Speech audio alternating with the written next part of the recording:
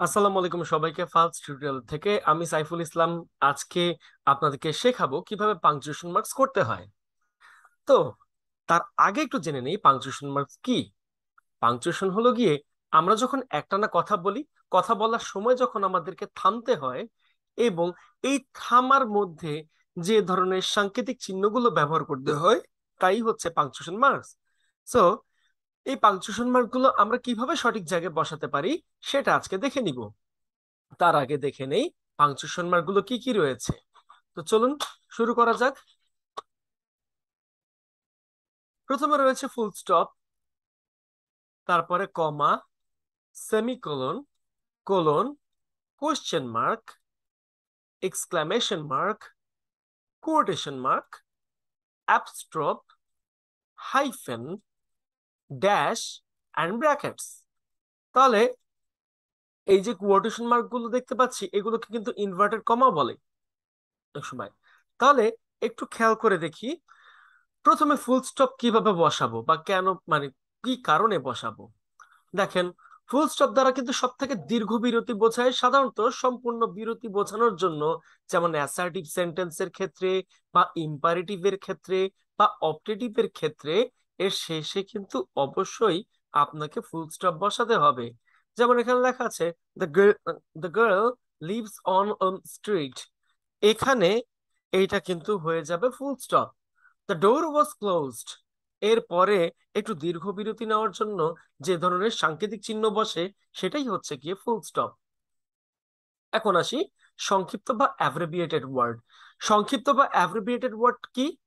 সংক্ষিপ্ত বা abbreviated word হচ্ছে গিয়ে কিছু ওয়ার্ডকে আমরা জাস্ট তার ক্যাপিটাল লেটার বা প্রথম অক্ষরটা বসিয়ে যে ধরনের মানে ওয়ার্ড ক্রিয়েট করি সেটাই হচ্ছে অ্যাব্রিভিয়েটেড ওয়ার্ড। যেমন BA, bachelor of arts; MA, masters of arts; USA, United States of America; doctor, সেই মানে সেই ক্ষেত্রে ডি আর বসাতে পারি। তার মানে পুরো ওয়ার্ডটাকে আমরা না বসিয়ে সেই ক্ষেত্রে শুধুমাত্র তার প্রথম অক্ষরগুলো, মানে ওয়ার্ডের প্রথম অক্ষরগুলো বসানোর মাধ্যমে যে ওয়ার্ড সৃষ্টি করা হয় তা হচ্ছে অ্যাব্রিভিয়েটেড ওয়ার্ড। তাহলে দেখেন, এই বিএ, এমএ, ইউএসএ এই প্রত্যেকটা ক্ষেত্রে কিন্তু আমাদের এই জায়গায় ফুল স্টপ গুলো বসেছে। সেই ক্ষেত্রে আপনাদেরকে বেশি থামতে হবে না, মানে বি এ এভাবে উচ্চারণ করতে হবে না, B A, then M A, তারপরে ইউএসএ, এইভাবে আসবে। চলে আসি কমাতে। কমা হচ্ছে গিয়ে সাধারণত একটু কম সময় থামার জন্য ব্যবহৃত হয়।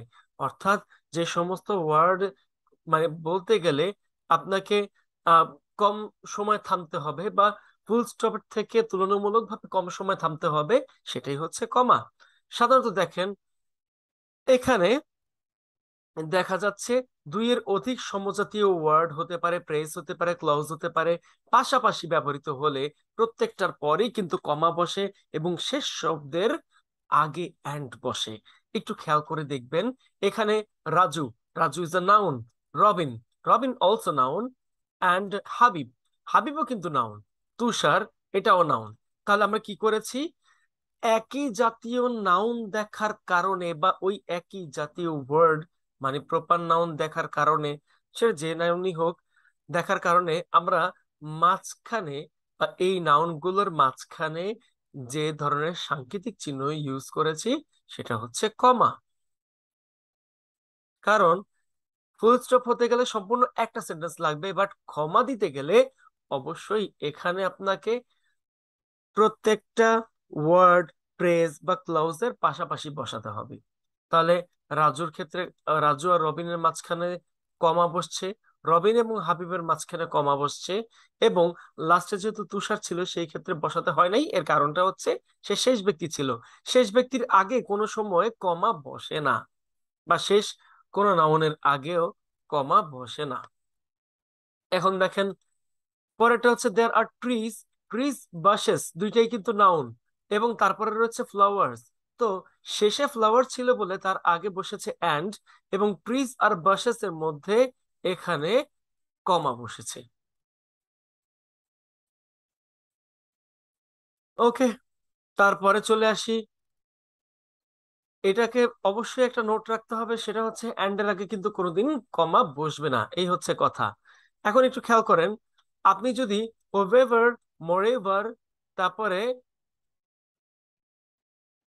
এখানে therefore, as a result, consequently, on the other hand, in the same time, yet, still, otherwise so ইত্যাদি অ্যাডভার্ব গুলো যদি দেখতে পান, তাহলে এই অ্যাডভার্ব গুলোর পর কিন্তু অবশ্যই কমা বসবে।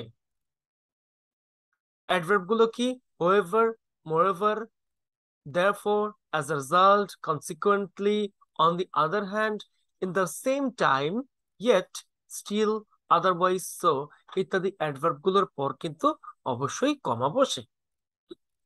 যেমন so he is a good person, এখন সো দেখতে পাচ্ছেন, সো এর পরে কিন্তু আপনাকে অবশ্যই কমা বসাতে হবে।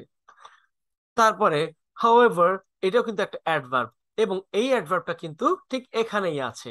তার মানে যদি কোনো সেন্টেন্সে এই ধরনের অ্যাডভার্ব অর্থাৎ হাউএভার দেখা যায়, তাহলে সেই ক্ষেত্রে অবশ্যই এই অ্যাডভার্বটির পরে আপনাকে কমা বসাতে হবে। On the other hand, Rahul Rahul is a thief, Rahul হচ্ছে একটা চোর, তাহলে সেই ক্ষেত্রে একটু দেখে নেন যে এইখানে যে আমি অন দি আদার হ্যান্ড দেখতে পাচ্ছি, অ্যাডভার্ব হিসেবে কিন্তু অন দি আদার হ্যান্ড রয়েছে। অর্থাৎ যখন এটা থাকবে, তখন আপনাকে এই অ্যাডভার্বটির পরে অবশ্যই কমা বসাতে হবে। এরপরে আসি উপযুক্ত, বা উপযুক্ত না, এটা আমরা উপরিক্ত। উম,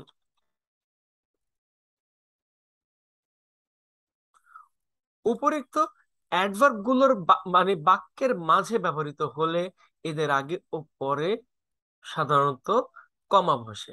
যেমন একটু বোঝাই, এটা একেবারেই সহজ একটা জিনিস, একটু খেয়াল করেন। আপনি এখানে হোয়েভার দেখতে পাচ্ছেন, আবার এখানে দেয়ারফর দেখতে পাচ্ছেন, এখানে আবার দেয়ারফর দেখতে পাচ্ছেন, আর বাকিগুলো ঠিক একই রকমই। তাহলে এগুলো কোথায় আছে? এর আগে আমরা যখন এখানে দেখেছিলাম, একটা সেন্টেন্সের একেবারে শুরুতে ছিল, বাট এখানে কোথায় আছে? এখানে হয় কোনো প্রোনাউনের মানে পরে আছে, অথবা কোনো নাউনের পরে আছে। তার মানে হচ্ছে গিয়ে, যদি আপনি এই অ্যাডভার্ব গুলোর আগে কোনো নাউন বা প্রোনাউন দেখতে পান, সেই নাউন বা প্রোনাউনের পরে, অর্থাৎ এই অ্যাডভার্ব গুলোর আগে আপনাকে অবশ্যই একটা কমা বসাতে হবে, এবং এই অ্যাডভার্ব গুলোর পরেও আপনাকে অবশ্যই একটা কমা বসাতে হবে। আশা করি সবাই বুঝতে পেরেছি। এরপর চলে আসি, বাক্যের প্রথমে অ্যাডভার্বিয়াল ক্লজ থাকলে তারপরে কিন্তু কমা বসে, অ্যাডভার্বিয়াল ক্লজ। এখন একটু খেয়াল করে দেখেন, এখানে রয়েছে if you work hard you will pass the exam. এখানে অ্যাডভার্বিয়াল ক্লজ বলতে যেটা বোঝানো হয়েছে, সেটা হচ্ছে গিয়ে, দেখেন, আমরা এই যে সেন্টেন্সটা করছি, এটা কিন্তু সিম্পল না, অ্যাকচুয়ালি এটা কমপ্লেক্স সেন্টেন্সের মধ্যে রয়েছে। দেখেন, ইফ ইউ ওয়ার্ক হার্ড, যদি তুমি কাজ করো, you will pass the exam, এটা কিন্তু অবশ্যই কন্ডিশনাল সেন্টেন্স। পাশাপাশি এটাকে আমরা সিম্পল সেন্টেন্স, মানে সরি, কমপ্লেক্স সেন্টেন্সও বলতে পারি। এখন যখন সেন্টেন্সটা দুই ভাগে স্প্লিট আপ করা থাকবে, যেমন দেখেন, if you work hard you will pass the exam, তার মানে কি, সেন্টেন্সটা কিন্তু দুই ভাগে বিভক্ত। যখন এরকম দুই ভাগে বিভক্ত থাকবে, তখনই আপনাকে মাঝখানে কমা বসাতে হবে। এবার চলে আসি, একই ওয়ার্ড অ্যান্ড দ্বারা যুক্ত না করে আবার পুনরায় উক্ত করতে চাইলে প্রথমে কমা বসাতে হয়।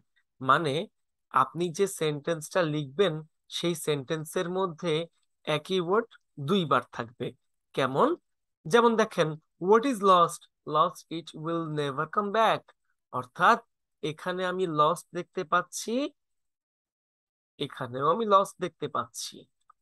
তার মানে আপনি যদি একই ওয়ার্ড অ্যান্ড দ্বারা যুক্ত না করে আবারও এইটাকে বলতে চান, তাহলে এই দুইটা ওয়ার্ডের মাঝখানে আপনাকে অবশ্যই কমা বসাতে হবে। চলে আসি এই পরেরটায়।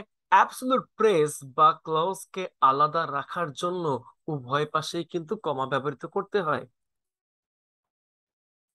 Press, clause. দেখেন, দিস বয়, এই বালকটি, টু বি ট্রুথফুল, সত্য কথা বলতে গেলে, is an honest boy.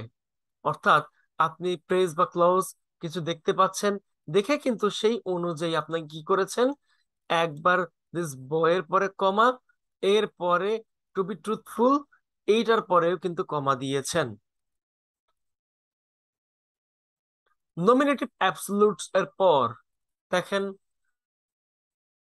The sun having said we reached home, মানে সুর। এখন তাহলে আমরা কি করলাম স্যার, এখানেও কিন্তু দুইটা সেন্টেন্স দেখা যাচ্ছে, দ্য সান হ্যাভিং সেট, তারপর দেখা যাচ্ছে উই রিচড হোম। অর্থাৎ দুইটা সেন্টেন্সকে যদি আমি কমা মানে কি যদি আমি একত্রিত করতে চাই একটা সেন্টেন্সের মাধ্যমে, তখন কিন্তু আপনাকে কমা বসাতে হবে। এরপর চলে আসি নাউন বা অ্যাডজেক্টিভ ক্লজ করতে। সেই ক্ষেত্রে আপনি কিভাবে করবেন দেখে নেন।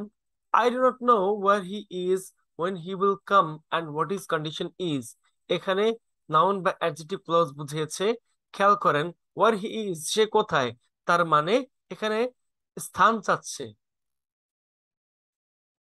তারপরে স্থান হতে গেলে সেটা অবশ্যই হবে নাউন ক্লজ।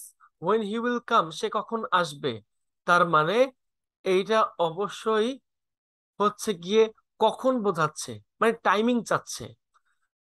তারপরে হোয়াট হিজ কন্ডিশন ইজ, তার অবস্থা কেমন, এখানে কিন্তু তার অবস্থা জানতে চাচ্ছে। অর্থাৎ এগুলো হচ্ছে গিয়ে অ্যাডজেক্টিভ ক্লজ। যখন আপনি অ্যাডজেক্টিভ ক্লজ গুলো দেখবেন এইভাবে, তখন লাস্ট অ্যাডজেক্টিভ ক্লজের আগে আপনাকে এন্ড বসাতে হবে। কিন্তু যদি এখানে অ্যাডজেক্টিভ ক্লজ আরো কয়েকটা থাকে, তাহলে লাস্ট অ্যাডজেক্টিভ ক্লজের আগে এন্ড বসিয়ে বাকিগুলোর ক্ষেত্রে আপনাকে কমা বসাতে হবে। রিপোর্টিং ভার্বের পর ডিরেক্ট স্পিচের আগে সব সময় কমা বসে। রিপোর্টিং ভার্ব আমরা জানি সাধারণত রিপোর্টিং ভার্ব গুলো হয়ে থাকে হি, মানে সেইজ থাকে, বা আস থাকে, বা টোল্ড থাকতে পারে, আর অনেক কিছু থাকতে পারে। একজন ব্যক্তির ডিরেক্ট কথাটাকে প্রকাশ করার জন্য সাধারণত এই ওয়ার্ড গুলো বসে থাকে। এখন সেইজ হোক, টেলস হোক, আস্ক হোক, অর্ডারস হোক, রিকোয়েস্ট হোক, যেইটাই থাকুক না কেন, বা রিকোয়েস্টেড থাকুক বা ফরবেইড থাকুক, যেইটাই থাকুক, এদের পরে আপনাকে কমা বসাতে হবে। তারিখ, সন বলেন বা সাল বলেন, পাশাপাশি থাকলে তারিখের পর সাধারণত কমা বসে। তো এখানে যেমন লেখা আছে Mamun was born on January 25, 2002, that means এখানে আমি 25ও দেখতে পাচ্ছি, 2002ও দেখতে পাচ্ছি। অর্থাৎ আমাকে সাল এবং তারিখ আলাদা করার জন্য যে সাংকেতিক ওয়ার্ড ব্যবহার করতে হবে, মানে সাইন ব্যবহার করতে হবে, সেটা হচ্ছে গিয়ে কমা। যেমন আমি যদি 30-এর সাথে 2012 লিখি, তাহলে হয়ে যেত 30,200, মানে সরি, এখানে হয়তো আপনার মানে 3,02,012 এরকম কিছু হয়ে যেত। তো তারিখ এবং সালকে আলাদা করার জন্য সাধারণত যে সাংকেতিক চিহ্ন ব্যবহার করা হয় সেটা হচ্ছে গিয়ে কমা। চলে আসি ইউজ অফ কোশ্চেন মার্কে। কোশ্চেন মার্ক আপনারা কিভাবে ব্যবহার করবেন, সাধারণত একেবারে সহজ একটা বিষয় এটা। কারণ আপনি যদি শুরুতেই কোশ্চেন দেখেন এবং তারপরে কোনো অক্সিলারি ভার্ব দেখতে পান, যে কোনো ধরনের অক্সিলারি ভার্ব, তখন কিন্তু আপনাকে অবশ্যই কোশ্চেন মার্ক বসাতে হবে। কখন?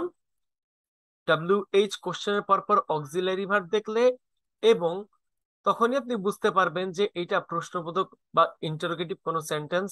ইন্টারোগেটিভ সেন্টেন্স অনুযায়ী আপনাকে ব্যবহার করতে হবে প্রশ্নবোধক চিহ্ন বা কোশ্চেন মার্ক। এক্সক্লামেশন কিভাবে ইউজ করবেন?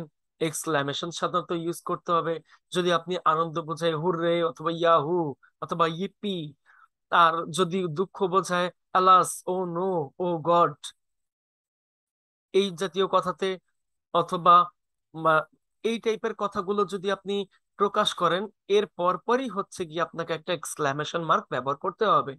যেমন এখানে আছে আলাস আই এম ফ্রি, আপনি একসাথে লিখতে পারবেন না, তা আপনাকে কি করতে হবে? আলাস লেখার পর পরই একটা এক্সক্লামেশন মার্ক দিয়ে দিতে হবে। চলে আসি কোটেশন মার্ক এ। কোটেশন মার্কটা কি? একজন ব্যক্তির কথা অবিকল ভাবে প্রকাশ করার জন্য সাধারণত যে সাংকেতিক চিহ্ন ব্যবহার করা হয় তাকে বলা হয় কোটেশন মার্ক। যেমন শেফালি বললেন, শেফালি যেটা বলছে সেটা এখানে সেটা লেখা আছে। আর যদি লেখা থাকে তাহলে এই লেখাটাকে আপনি পুরোটা কভার করে দেওয়ার জন্য যে সাংকেতিক চিহ্ন ব্যবহার করবেন সেটা হচ্ছে কোটেশন মার্ক। নাম বা শব্দ মানে উ- উদ্বুদ্ধ করতে বা শব্দটা যেটা আছে সেই শব্দটাকে চেনানোর জন্য যে ধরনের সাংকেতিক চিহ্ন ইউজ হয় সেটা হচ্ছে কোটেশন মার্ক। যেমন Jane Eyre is a famous novel by Charlotte ব্রন্টে।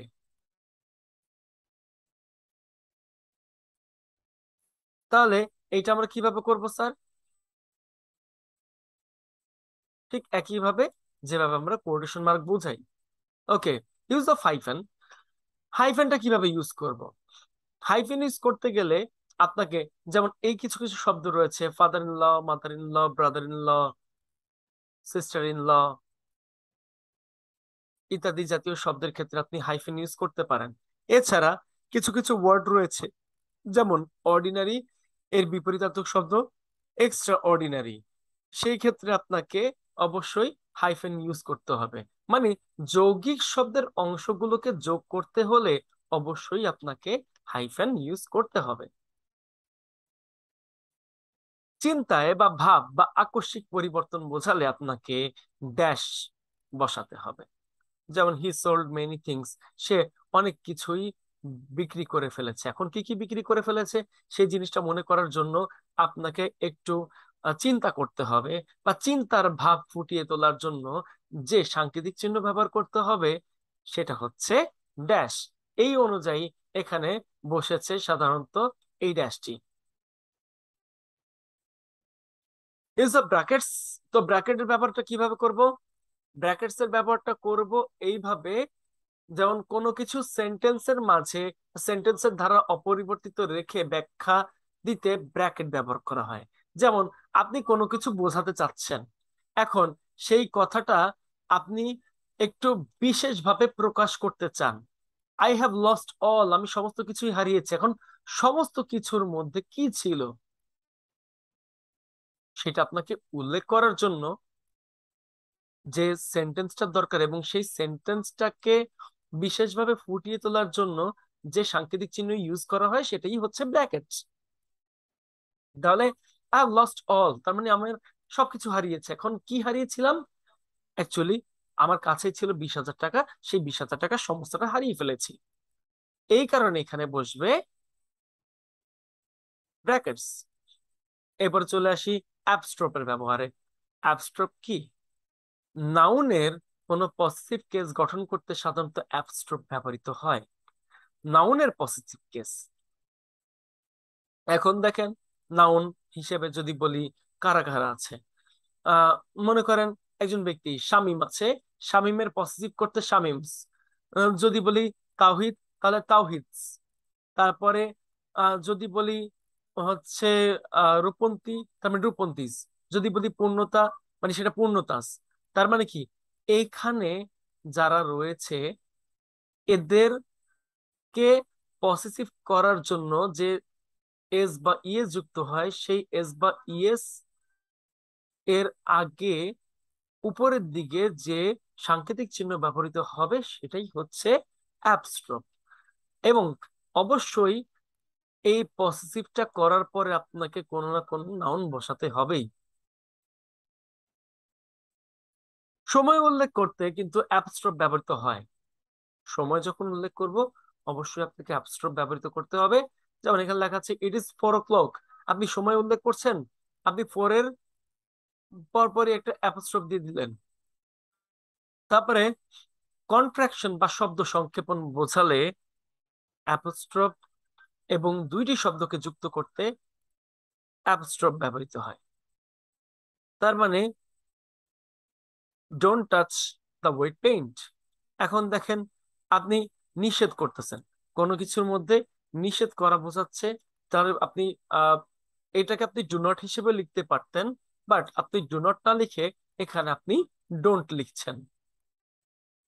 যেমন আমরা ট্যাগ কোশ্চেনে আজকে করেছিলাম যে এম নট কে আমরা এইন্ট অথবা আরেন্ট বসাচ্ছি, সেই ক্ষেত্রে কিন্তু অ্যাপস্ট্রফ ইউজ হচ্ছে। অর্থাৎ কোনো শব্দটাকে আপনি সংক্ষেপ করতে গেলে সেই ক্ষেত্রে আপনাকে অ্যাপস্ট্রফ বসাতেই হবে। এবার চলে আসি ক্যাপিটালাইজেশনের নিয়মে। ক্যাপিটালাইজেশন কি? ক্যাপিটালাইজেশন হচ্ছে গিয়ে কোনো সেন্টেন্সের ওয়ার্ডটিকে বা ওয়ার্ডটির প্রথম অক্ষর ক্যাপিটাল করা। যেমন দেখেন, প্রত্যেক সেন্টেন্সের প্রথম ওয়ার্ডটি ক্যাপিটাল লেটার দিয়ে শুরু হয়। এটা তো সবাই জানি, এটা নিয়ে কারো কোনো প্রবলেম থাকার কথা না। সাধারণত কোন কোনগুলো নিয়ে প্রবলেম থাকার কথা সেটা একটু দেখে নেই। কোনো ব্যক্তি বা স্থান, অর্থাৎ প্রপার নাউন করতে গেলে আমাদের সাধারণত ক্যাপিটাল করতে হয়। সেখানে কিন্তু বস্তুর নাম থাকবে না। আমরা জানি প্রপার নাউনে ব্যক্তি, বস্তু বা স্থানের নাম দিয়েই কিন্তু ক্যাপিটাল করতে হয়। বাট এখানে থাকবে ব্যক্তি এবং স্থানের নাম। সেটা গ্রামও থাকতে পারে, থানা থাকতে পারে, জেলা থাকতে পারে, দেশ থাকতে পারে। এগুলোর প্রথম অক্ষর সাধারণত হয়ে থাকে ক্যাপিটাল ফর্মে।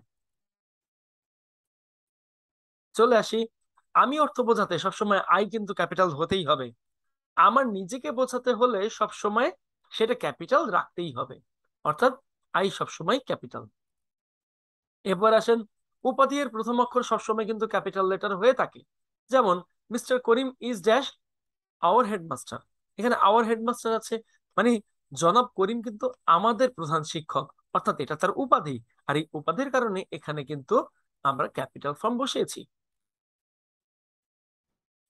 অ্যাব্রিভিয়েশন ওয়ার্ড যেগুলো, তো অ্যাব্রিভিয়েশন করতে গেলে সবসময় আপনাকে ক্যাপিটাল লেটার দিয়ে করতে হবে।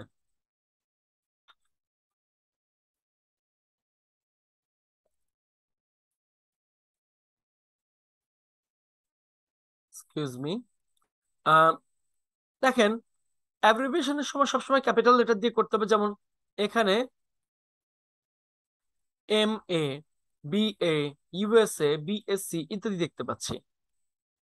অর্থাৎ অ্যাব্রিভিয়েটিভ ওয়ার্ড সবসময় এগুলো ক্যাপিটাল লেটার হয়। তারপর দেখেন, চিঠিপত্রের সম্বোধনে ক্যাপিটাল লেটার ব্যবহার করা হয়। যেমন মাই ডিয়ার মাদার, আপনি যখন এটা লিখবেন তখন আপনি যখন চিঠি দিচ্ছেন কাউকে, সে হোক ফাদার, হোক সে হোক মাদার, সে হোক ব্রাদার, সে হোক সিস্টার, যেই হোক না কেন, তার, আপনি যাকে সম্বোধন করছেন তার প্রথম ওয়ার্ডের প্রথম অক্ষরটি অবশ্যই ক্যাপিটাল লেটার হবে। চলে আসেন, বই, পুস্তক, ধর্মগ্রন্থ, সংবাদপত্রের নামের প্রথম অক্ষর সবসময় ক্যাপিটাল লেটার হয়। বই পুস্তক দা কোরআন, সংবাদপত্র দা ডেইলি স্টার, প্রত্যেকটাই কিন্তু ক্যাপিটাল লেটার হয়েছে। শিক্ষা প্রতিষ্ঠান, উপাসনালয়, ব্যবসায় সমিতি প্রভৃতির নামের প্রথম অক্ষর সবসময় ক্যাপিটাল লেটার হয়। যেমন ঢাকা সিটি কলেজ, তারপরে মস্ক, টেম্পল, এই প্রত্যেকটাতে কিন্তু ক্যাপিটাল লেটার বসেছে। পাশাপাশি শিক্ষা প্রতিষ্ঠানের বিষয়গুলোর প্রথম অক্ষর ক্যাপিটাল লেটার হয়ে থাকে। তাহলে সেই ক্ষেত্রে আমরা কি করলাম, সেটা Bengali subject, English subject, mathematics এটাও সাবজেক্ট, সেই ক্ষেত্রে এখানে ক্যাপিটাল লেটার হয়েছে। এরপরে জাহাজ, বিমান, ট্রেন, বিখ্যাত স্থানের নামের প্রথম অক্ষর সবসময় ক্যাপিটাল লেটার হয়ে থাকে। এখন দেখেন, টাইটানিকের আগে ক্যাপিটাল, তাজমহল এটাও ক্যাপিটাল, মহানগর এক্সপ্রেস এটা হচ্ছে ট্রেনের নাম, তাই এখানে হয়েছে ক্যাপিটাল লেটার। জাতি, ধর্ম, সম্প্রদায়ের প্রথম অক্ষর সবসময় ক্যাপিটাল লেটার হয়, সেটা মুসলিম, খ্রিস্টান, সুন্নি, যেটাই বলেন। এবার আল্লাহ তাআলার নাম, মানে আল্লাহ তাআলাকে যদি আমরা গড বলে সম্বোধন করি, সেই ক্ষেত্রে সব সময় গডের জিটা কিন্তু ক্যাপিটাল ফর্মেই হবে। ক্লিয়ার? এবং এরপরে কি করতেছি, তার মানে পরিবর্তে ব্যবহৃত যে প্রোনাউনটা আমরা ইউজ করি, বা এই গডের পরিবর্তে যদি আমরা কোনো প্রোনাউন ইউজ করি এরপরে, তাহলে সেটাও কিন্তু আপনাকে ক্যাপিটাল করতে হবে। বারো মানে 12 মাস পর্ব, বিখ্যাত ঐতিহাসিক ঘটনার প্রথম অক্ষর কিন্তু অবশ্যই ক্যাপিটাল করতে হবে। যেমন my father came home on Monday. Monday একটা বার ছিল এখানে, তাই মানডের প্রথম ওয়ার্ডটা বা এমটাকে ক্যাপিটাল করতে হয়েছে। আওয়ার অ্যানুয়াল এক্সামিনেশন মানে একটা ঘটনা, এই ঘটনাটার প্রথমে আমাকে ক্যাপিটাল এ এবং ই বসাতে হয়েছে। এরপরে চলে আসি will be held on next November. November মানে এখানে মাসের নাম, এই জন্য এইভাবে বসেছে। ব্যাটেল অফ পলাশি মানে পলাশির যুদ্ধ, এইটাও অবশ্যই একটা ঘটনা। আর এই ঘটনা হওয়ার কারণে এখানে আপনাকে অবশ্যই প্রত্যেকটা ওয়ার্ডের প্রথম লেটার বা অ্যালফাবেটটাকেই ক্যাপিটাল করতে হবে। চলে আসি ইংরেজি কবিতার প্রতি লাইনের প্রথম অক্ষর কিন্তু ক্যাপিটাল লেটার হয়। দেখেন, the music in my heart I bore long after it was heard no more. যে সঙ্গীতটা আমি আমার হৃদয়ে ধারণ করেছিলাম, দীর্ঘ সময় পরে দেখি এইটা আর আমি পাচ্ছি না বা শুনতে পাচ্ছি না। তাহলে ফার্স্ট লাইন, সেকেন্ড লাইন এর মধ্যে যে ওয়ার্ডস গুলো রয়েছে তার প্রথম লেটার বা অ্যালফাবেট গুলো এখানে ক্যাপিটাল লেটার হচ্ছে। এরপরে আসি দিকের নাম, যেমন নর্থ, সাউথ, ইস্ট, ওয়েস্ট এর প্রথম অক্ষরে স্মল লেটার হয়, কিন্তু দিক যখন কোনো ভৌগোলিক অবস্থানে বা অবস্থান বোঝায় তখন তাদের প্রথম অক্ষরগুলো কিন্তু ক্যাপিটাল লেটার হয়। যেমন the sun rises in the east, এখানে কিন্তু স্মল লেটারে হয়েছে। সূর্য পূর্ব দিক থেকে উদিত হয়, কিন্তু এখানে he spend his whole life in the east, যখন এখানে কোনো পুরোপুরি ভৌগোলিক অবস্থানটা বোঝায়, এটা কিন্তু সবসময় পূর্ব দিকে হয়, সেই ক্ষেত্রে এখানে ইস্ট স্মল লেটার বসেছে। কিন্তু যখন আপনি কোন অবস্থান নির্দেশ করেন, নিজের কোনো অবস্থান, তখন কিন্তু এই জায়গায় ভৌগোলিক অবস্থান অনুযায়ী ক্যাপিটাল লেটার হয়ে যায় প্রথম অক্ষরগুলো। তাহলে দেখেন, আহ বাদ দেওয়া হয় তখন যখন সেমিকোলন বসে। তো আপনি এটা একটু খেয়াল করলে দেখতে পাবেন যে we went to the playground, আবার we played football, we enjoyed our self, united we stand, divided we fall, এখানে আপনারা সেমিকোলন ইউজ করতে পারবেন। তো এইখানে এর বেশি কিছু দরকার নাই, উপরে যেগুলো করিয়েছি সেগুলোর মধ্যে থেকেই করতে পারেন, কারণ সেমিকোলনের ব্যবহারটা কিন্তু অত বেশি ব্যবহার হয় না, যদিও আপনাদের পরীক্ষার জন্য অত বেশি থাকবে না। তো সেই ক্ষেত্রে আপনাকে করতে হবে এই উপরের ব্যবহারগুলো। আশা করি সবাই বুঝতে পেরেছেন। আর সবাই যদি বুঝতে পারেন অবশ্যই একটা সাবস্ক্রাইব করতে ভুলবেন না। সবাই ভালো থাকেন, সুস্থ থাকেন, এই কামনা শেষ করছি। সবাইকে আসসালামু আলাইকুম।